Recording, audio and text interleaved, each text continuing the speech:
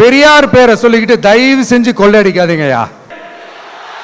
பெரியார் அவர்கள் கிட்ட இருந்த அந்த செல்வாக்கையும் அந்த பதவிகளையும் அந்த பவரையும் வச்சுக்கிட்டு அவர் என்ன சொன்னார் தெரியுமா?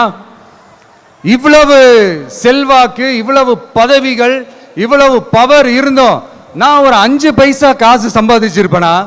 எனக்கோ இல்லை என் குடும்பத்துக்கோ பட்டங்கள் வேணும், பதவி வேணும்னு ஏதாவது கேட்டிருப்பேனா? இல்ல ஏதாவது லாபம் பார்த்திருப்பேனா? இல்ல எதுக்காவது ஆசைப்பட்டிருப்பேனா? ஆனா அவர் பேரை சொல்லிக்கிட்டு அவருடைய கொள்கையை ஃபாலோ பண்றதா சொல்லிக்கிட்டு இப்ப ஆட்சியில இருக்கிறவங்க என்னெல்லாம் செய்யறாங்கன்னு.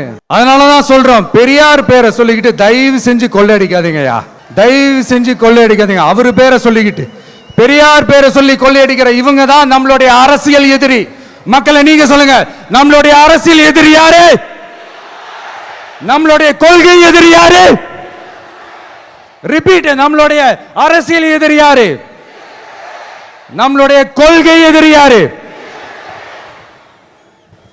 உங்களுக்கு புரியுது இல்ல?